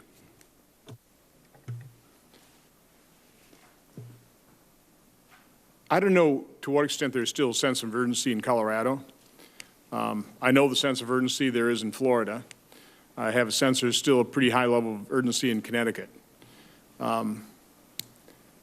Question I have is, how do we create the sense of urgency that exists right now in Florida after these tragedies? You know, how do we find champions in states where the tragedies haven't already occurred? You know, people like Tom and Max and all the other families that are involved in here. You know, how do we do that? I mean, I understand, I'm completely supportive of the clearinghouse. That'll have the information, but we'll still need within the states those champions. I mean, I'll certainly try and be that champion in Wisconsin. I think it should be incumbent on every senator to do that. But you still need people that are pretty much full-time driving this process. Are there any suggestions? Yeah, absolutely, and it's that mindset that needs to change, that we had in Parkland, that they had in Sandy Hook, that it's not going to happen here, and my schools are safe. And, you know, if you have that mindset, it prevents you from having a security mindset. The principal at Marjory Stoneman Douglas, when he was interviewed and asked if there was a threat to shoot up your school, do you expect to know about it? His answer was no. He was completely disinterested and uninvolved in the threat assessment process and the security of his campus. So that needs to change, and it's not an easy answer, but I think part of the way we do that is by, number one, having that school safety rating system to show the public whether or not your school is safe. Right now, there is no way for a parent to go online to see if their school is safe, and if we can take that information and push it out to the public, I think that it will put nationwide pressure on school districts to implement the best practices that are going to be developed in the clearinghouse, and I think that's one of the major ways. And then also, it's the best practices, because as we travel around schools, they ask us, what can I do? Show me where to go. Well, the clearinghouse is going to develop those best practices, and they're going to be up on schoolsafety.gov very, very shortly, hopefully. So I want to talk about your best practices and your tier system here. I think Senator Scott used the word things we just had to do. I'm assuming tier 1 is things we just had to do. It's so obvious. What is the criteria you're setting as you're setting those tier levels? I mean, do you have multiple criteria, no cost, low cost, people agree on it, most effective? I mean, what do you use as your criteria? Yeah, so, tier 1 would be low cost, no cost, where, for instance, in active assailant response policy, we're not talking about implementing, massive amounts of technology, and that would cost a lot of money and would be a very short time to implement. Also, for another example, is locking doors. You lock your door when you leave your house. Every teacher should be teaching with a locked door. And then you go to tier 2, 3, and 4. Tier 4 would be, long time to implement and very costly. So, implementing those, the Marjory Stoneman Douglas Commission, laid that out, tier 1, 2, 3, and 4. And, I think that the commission, the clearinghouse, is going to be hopefully doing that as well. In my briefing, this is a relatively thick briefing packet I got. I saw the summary recommendations from your commission, from the Sandy Hook, from the Columbine, from the Federal Commission. And then they set up a matrix for me in terms of here are the 4 columns, here are all the recommendations, which commission was recommending which. There are a fair amount of differences, a lot of commonality, but a fair amount of differences, but there were a lot of recommendations. But, there are things that every school can do, no matter if you're in Indiana, in rural Indiana, or in a Miami.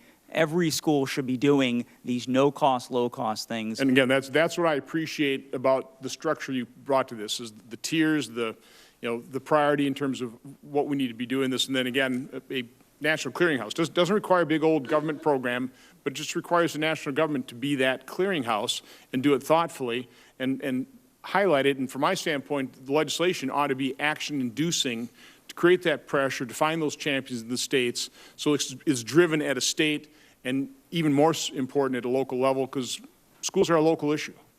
It just really is. You mentioned Indiana. I know I've met with so many people on this issue.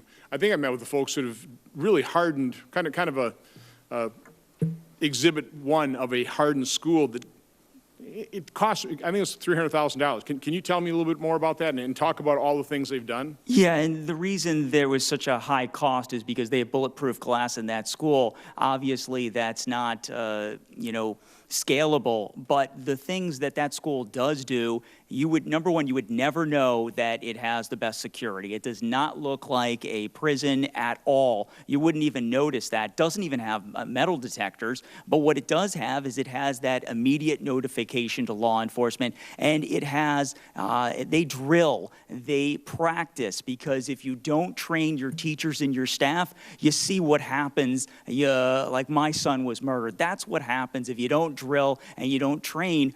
And when I went to that school, I arranged a private tour right after the tragedy in Parkland. And one thing that I thought was very illuminating was we talked to teachers, we talked to children in that school, and they felt safer knowing that they knew what to do in an emergency. They know that if there's an active shooter, they know exactly where to go in that classroom. And another tier 1 measure would be, they have a red line in that classroom, in that corner of that classroom, so that every child knows where to go. He's out of the sight line of that window. Alex was murdered because the murderer targeted him through that window, and the kids on the second floor, like the sheriff talked about, a lot of them were in those corners. So that's another thing. It's low cost, no cost, and the training is very, very important. Training for law enforcement officers.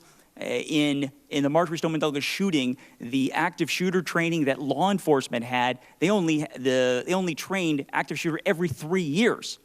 So active shooter training, whether it's law enforcement or staff and children, it's muscle memory. You need to know what to do, and these are life skills. We don't live in Kansas anymore. This is happening around our country. Children, staff need to be trained, no matter if they're in a movie theater or they're in a school. They need to know, they need to be equipped with these life lessons to be able to protect themselves in case of an emergency. I should know this. Did you all see each other's testimony before today? Negative. So you haven't seen Dr. Timken's testimony? Negative. Written testimony.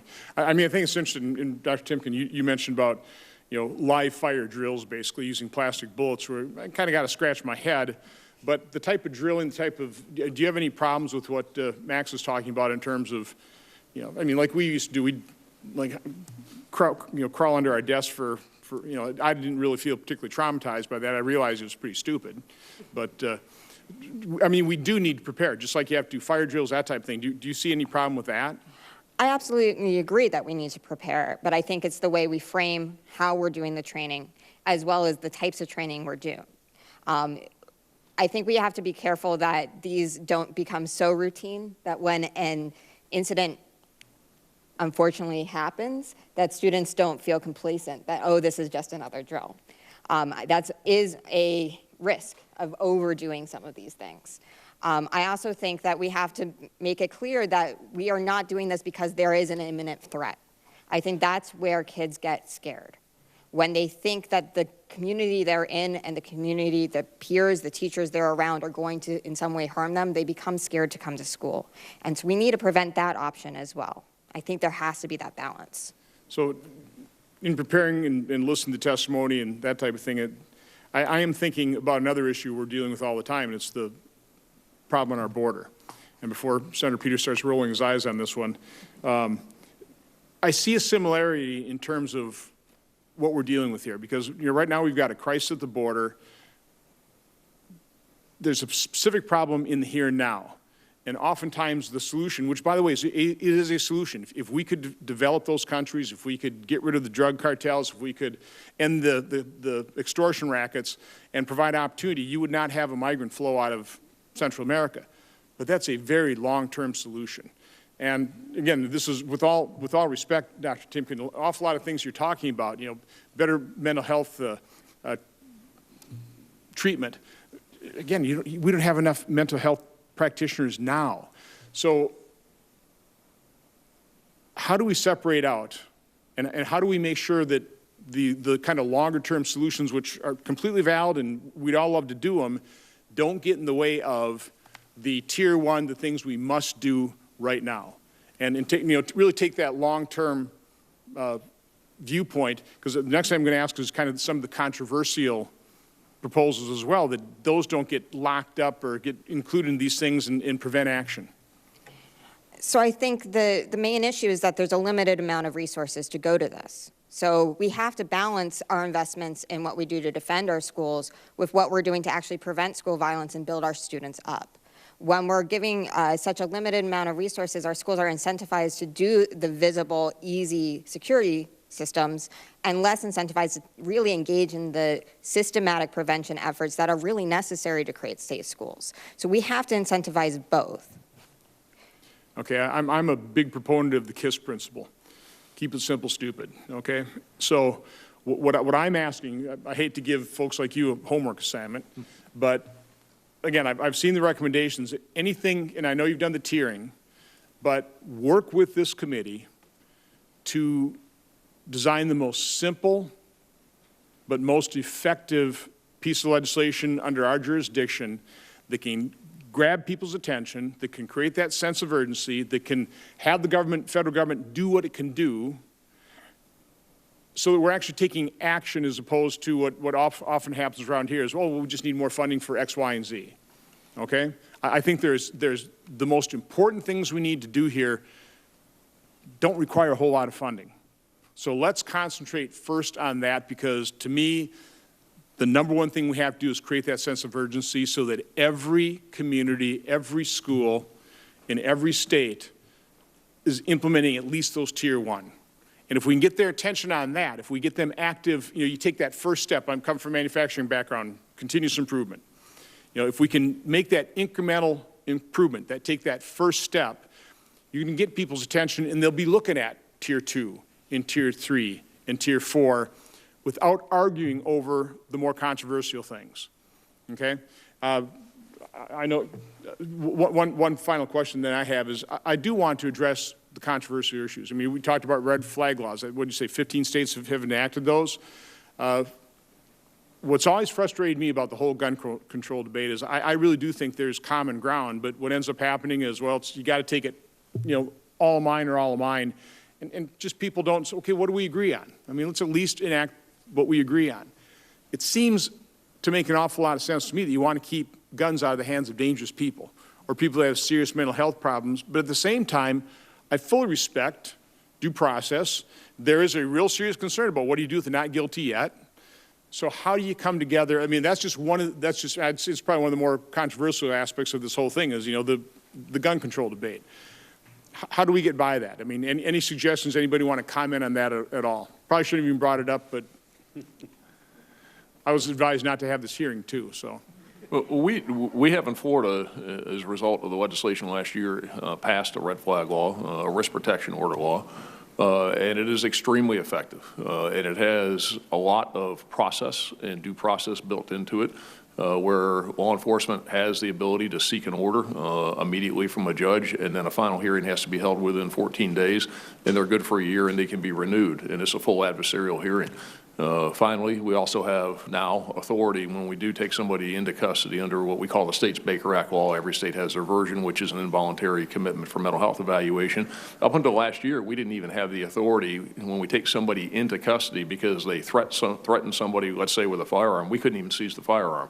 We can do that now. So those are very important and effective, but they also have a lot of process built into it so that it's being done with the right people, and it's not just blanket and sweeping across the board. So, obviously because of Parkland, that was something, it was easier to pass that way. Sure. Was it designed pretty well, so it was also non-controversial? Had you been a state where you didn't have Parkland? Oh, no, of course it was controversial. Well, but I mean, how controversial? Oh, I think it was, I'd say moderate to very controversial. There had to be a lot of discussions and negotiations, as we all know, and you know better than I, in the legislative process. It's all about compromise and getting it to a place where we could get something through. It's not perfect, but it's better than where we were. So. And with all of this, Senator, I just want to add this to it, is that I think that there are a number of things that can be done across the board that are low cost, no cost.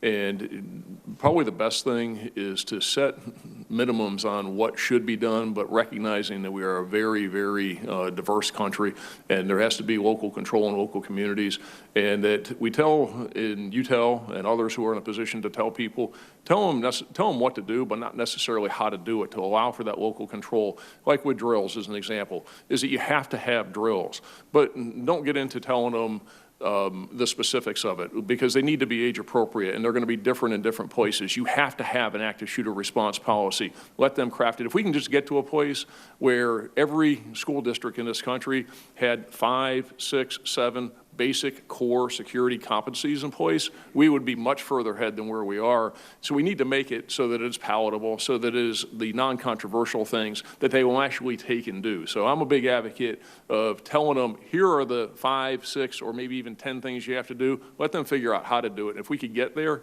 we've moved the needle. I'm not a real fan of the federal government here. I'm all about local and state control, government close to the governed. So, no, I really don't want to create mandates, but I do realize the federal government can play a role, but I want to be a constructive, a facilitating role. So, you have anything further you want to add? I'll give you one last chance. Just go right, I'll start with you, Dr. Tincombe, if there's something you want to add to this, not necessarily what we just talked about, but just kind of close out the hearing. Sure. So there's a few points that I think are really important to consider here. One is, what is our definition of safety? So if our definition of safety is only about preventing school shootings, I think that security is clearly the way we want to go. But if we want our kids to actually feel safe in schools, if we want them to be protected against all forms of school violence, ranging from bullying on up, we have to do more than just security. We have to make sure that we're thinking more broadly. We have to be thinking about school climate. To Mr. Schachter's point about school safety scores, we know that several states are moving towards, within their ESSA plans, incorporating school climate surveys as part of their 5th indicator for Title I. These are movements that I think could be helpful, but take a much broader view of what school safety means. I think the other thing is we also need to build upon things that are already happening. One piece I want to make sure is known to the committee is that there are several clearinghouses already in existence around school safety that are from the federal government and are available, as well as technical assistance centers. So I would encourage you to look at them and see what might be improved upon them. So crimesolutions.gov is a federal website maintained by National Institute of Justice that has many of the practices and programs available around school safety and the evaluations there too, including those that have shown to both not work and have potential unintended consequences. So we have to consider that as we're thinking through these. There's also several technical assistance centers from the Department of Education, including the Readiness and Emergency Management TA Center, which does a lot of this work as well. So I really encourage, as you're thinking about the National Clearinghouse, to look at what has already been funded and what's already in existence. Yeah, well, thank you, Dr. Tincombe. By the way, I'll start with the safe schools, one that kids don't get shot in it, and then we'll proceed from there. Sheriff? No, I think we've covered it. I appreciate the opportunity, and thank you, Chairman and Ranking Member Peters, for shining a light on this problem and letting people know that we still have a lot of work to do. The needle does need to move further, and in some cases it needs to move to begin with. And what people need to know is that it is going to happen again, and that we have to do things differently. So appreciate the opportunity. Tom? Yeah, I'd just like to restate that, how much we believe this is such a complex problem. There's no single answer to this. A lot of school safety lies outside of the school and way before a shooting ever happens. We think about these in like layers of protection, right? So mental health is the first layer where you try to detect and help kids who need the help. If they fall through the cracks there, we have to keep the firearm out of their hands. And if they fall through the cracks there, we have to have schools that are safe. So you have to think about it that way. It's a much broader problem than just, one thing. Max? I want to address the mindset for the last 20 years that school safety is a local issue and not really, the federal government really shouldn't have a lot to do with that. In my opinion, schools have failed to protect their children since Columbine, and when those national crises happen, I think the federal government has a larger role to take, and I think should take a larger role in protecting its schools and its children. And as far as the federal government's role, they have the power of the purse. And most schools, receive money from, in some form or fashion, from the federal government. There's many grant programs in the Department of Justice that give out money to schools, and once we develop these best practices, and for instance, these Tier 1 levels, I would certainly advocate that no school gets money unless they've implemented these Tier 1 low-cost, no-cost measures. I think that would move the needle. Just to give you an example, Colorado just signed its law 20 years post-Parkland post-Columbine to lock all their doors when they teach. It's taken 20 years for that to happen. Florida, has that as well, recommending that, but that needs to be nationwide. And as the sheriff talked about, we're just talking about trying to move the needle here to protect our children. Max, I've always been impressed with just your basic common sense and the way you've taken your tragedy and just turned it into a practical approach. Thank you, Senator. Again, I truly appreciate that. Again, our sincere condolences. Thank you all for participating in this. The hearing record will remain open for 15 days until August 9th at 5 p.m. for the submission of statements and questions for the record. This hearing is adjourned.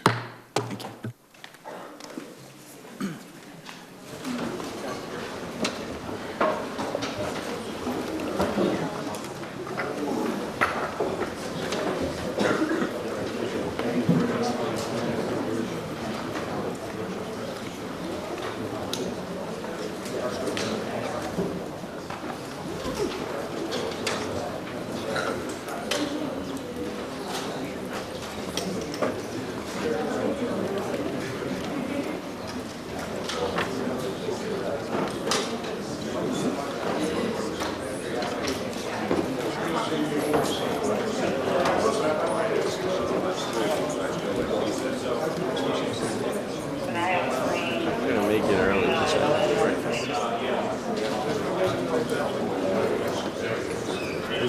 Guns and it's about making sure the schools